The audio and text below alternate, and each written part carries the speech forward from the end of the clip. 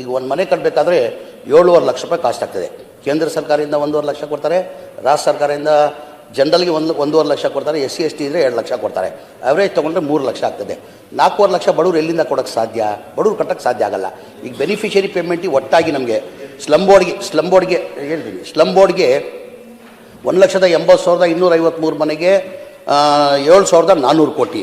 ಅದೇ ಥರ ರಾಜೀವ್ ಗಾಂಧಿ ಆಶ್ರಯ ಮನೆಗಳು ಅಂತೀವಿ ನಾವು, ಅದಕ್ಕೆ 47,860 ಮನೆಗೆ 2,100 ಕೋಟಿ, ಒಟ್ಟಾಗಿ 9,500 ಕೋಟಿ ಬೆನಿಫಿಷರಿ ಪೇಮೆಂಟ್ ಕೊಡಬೇಕಾಗಿತ್ತು. ಬರೀ 10 ವರ್ಷದಲ್ಲಿ ಬೆನಿಫಿಷರಿ ಬರೀ ಕೊಟ್ಟಿರೋದು 310 ಕೋಟಿ ಕೊಟ್ಟವ್ರೆ. 5,000 ಕೊಟ್ಟವ್ರೆ, 10,000 ಕೊಟ್ಟವ್ರೆ, 15,000 ಆದಮೇಲೆ ಬಡವ್ರು ಕೊಡೋಕ್ಕೆ ಸಾಧ್ಯ ಆಗಲ್ಲ. ನಮ್ಮ ಸರ್ಕಾರ ಬಂದಾದಮೇಲೆ, ನಾನು ವಸತಿ ಮಂತ್ರಿ ಆದಮೇಲೆ, ನನ್ನ ಗಮನಕ್ಕೆ ಬಂದಾದಮೇಲೆ ನಾನು ಮನೆ ಮುಖ್ಯಮಂತ್ರಿ ಗಮನಕ್ಕೆ ತಂದೆ. ನಾನು ಸರ್, ಹಿಂದಿನ ಸರ್ಕಾರದಲ್ಲೇ ನಾವು ಮನೆಗಳಿಗೆ ಸ್ಯಾಂಕ್ಷನ್ ಮಾಡಿದ್ದು, ಬಡವ್ರಿಗೆ ಒಂದು ಮನೆ ಕೊಡೋಕ್ಕೆ ಸಾಧ್ಯ ಆಗಲಿಲ್ಲ. ಕಾರಣ ಅಂದರೆ 7.5 ಲಕ್ಷದಲ್ಲಿ 4.5 ಲಕ್ಷ ಬಡವ್ರು ಕೊಡಬೇಕಾಗ್ತದೆ, ಅವ್ರು ಬಡವ್ರು ದುಡ್ಡು ಕೊಡೋಕ್ಕೆ ಸಾಧ್ಯ ಆಗಲ್ಲ ಅಂತ ಹೇಳ್ಬಿಟ್ಟು ಮನೆ ಮುಖ್ಯಮಂತ್ರಿಗೆ ಗಮನಕ್ಕೆ ತಂದೆ. ಮನೆ ಮುಖ್ಯಮಂತ್ರಿಗಳು 2-3 ರಿವ್ಯೂ ಮೀಟಿಂಗ್ ಮಾಡಿ ನೀನು ಹೇಳ್ತಾರೆ ಸತ್ಯ ಹಾಕೋಣ ಅಂತ ಹೇಳ್ಬಿಟ್ಟು 2024 ಕ್ಯಾಬಿನೆಟ್ ತಂದು ಅಪ್ರೂವ್ ಮಾಡಿ ಸರ್ಕಾರ ವತಿಯಿಂದಾನೆ 4 ಲಕ್ಷ ರೂಪಾಯಿ ಕೊಡಬೇಕಂತ ತೀರ್ಮಾನ ಮಾಡಿ, ಹೋದ ವರ್ಷದಲ್ಲಿ ನಾವು 10 ವರ್ಷದಿಂದ ಒಂದು ಮನೆ ಕೊಟ್ಟಿರಲಿಲ್ಲ ಸನ್ಮಾನ್ಯ ಅಧ್ಯಕ್ಷರೇ, 36,789 ಮನೆಗಳು ಕೊಟ್ವಿ.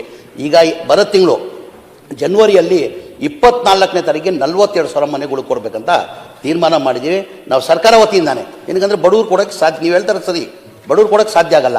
ಹಾಗೆ ಸರ್ಕಾರ ವತಿಯಿಂದ ಕಟ್ಟಬೇಕಂತ ತೀರ್ಮಾನ ಮಾಡಿದ್ವಿ. ಅದರ ಜೊತೆಲಿ ಬಸವ ಅಂಬೇಡ್ಕರ್ ವಾಜಪೇಯಿದಲ್ಲಿ 1,20,000 ಏನೇನೂ ಆಗಲ್ಲ.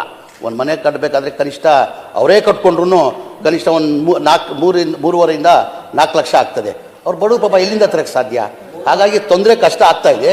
ಹಾಗಾಗಿ ನಾವು 3.5-4 ಲಕ್ಷ ಮಾಡಬೇಕಂತ ಸರ್ಕಾರ ಚಿಂತನೆ ಇದೆ. ಮನೆ ಮುಖ್ಯಮಂತ್ರಿ ಇಲ್ಲ ಮಾಡುವ ಹೆಚ್ಚನ. ಈಗ ತಾವು ತಮ್ಮ ಸರ್ಕಾರದಲ್ಲಿ ತಾವು 3 ಲಕ್ಷ ಮಾಡಿದ್ರೆ ನಾವು 5 ಲಕ್ಷ ಮಾಡ್ಬೋದಾಗಿತ್ತು. ತಾವು ಆ ಚಿಂತನೆ ಅದು ಮಾಡಿಲ್ಲ. ತಾವು 5 ಲಕ್ಷ, ನಾವು 4 ಲಕ್ಷ, 1,20,000 ಇಲ್ಲ ಅದು ಬರೋರೆ ಯಡಿಯೂರಪ್ಪ ಇಲ್ಲ. ಒಳ್ಳೇದೇ ಬಡವರಿಗೆ ಎಷ್ಟು ಮಾಡಿದ್ರು ಒಳ್ಳೇದು. ನೀವು ಹೇಳ್ತಾರೆ ಒಳ್ಳೆ ಇಲ್ಲ. ನಾನು ಏನಿಗೆ ಹೇಳಿದೆ ಅಂದರೆ, BJP ಕಾಲದಲ್ಲಿ 1-2 ಲಕ್ಷ ಮಾಡಿದರೆ ನಾವು 5 ಲಕ್ಷ ಮಾಡ್ಬೋದಾಗಿತ್ತು, 1,20,000. ಹಾಗಾಗಿ ಈಗ ನಮ್ಮ ಸರ್ಕಾರದಲ್ಲಿ ಆ ಚಿಂತನೆ ಇದೆ, ಬಡವ್ರು ಒಳ್ಳೇದು ಮಾಡಬೇಕಂತ ಮನೆ ಮುಖ್ಯಮಂತ್ರಿಗಳು ಬರೋ ಬಜೆಟಲ್ಲಿ ಮಾಡುವ ಅಂತ ಹೇಳಿದ್ದಾರೆ. 2 ವರ್ಷದಿಂದ ಯಾವುದೂ ಟಾರ್ಗೆಟ್ ಇಲ್ಲ. ಆಮೇಲೆ ನಿಮ್ಮಲ್ಲಿ ಪೇಮೆಂಟ್ ಪೆಂಡಿಂಗ್ ಇತ್ತು. ಈಗ ತಾವು ಹೇಳಿದ್ದೀರ ಧಾರವಾಡ, ಗದಗ, ಹಾವೇರಿಯಲ್ಲಿ. ಧಾರವಾಡಲ್ಲಿ ಟೋಟಲ್ ಪೇಮೆಂಟ್ 17 ಕೋಟಿದಲ್ಲಿ ಟೋಟಲ್ ಒಟ್ಟಾಗಿ 8,11 ಲಕ್ಷ ಪೆಂಡಿಂಗ್ ಇದೆ. ಎಲ್ಲಿ? ಧಾರವಾಡ, ಗದಗ, ಹಾವೇರಿಯಲ್ಲಿ. ಕೇಂದ್ರ ಸರ್ಕಾರ ಅದು ಗದಗ, ಧಾರವಾಡ ಎಲ್ಲ ಸೇರಿ ಒಟ್ಟಾಗಿ 33 ಕೋಟಿ ಪೆಂಡಿಂಗ್ ಇದೆ. ಸಾಫ್ಟ್ವೇರ್ ಸ್ವಲ್ಪ ಸಮಸ್ಯೆ ಇತ್ತು, 1 ತಿಂಗಳಲ್ಲಿ ಆ ಪೇಮೆಂಟ್ಗಳು ರಿಲೀಸ್ ಮಾಡ್ತೀವಿ.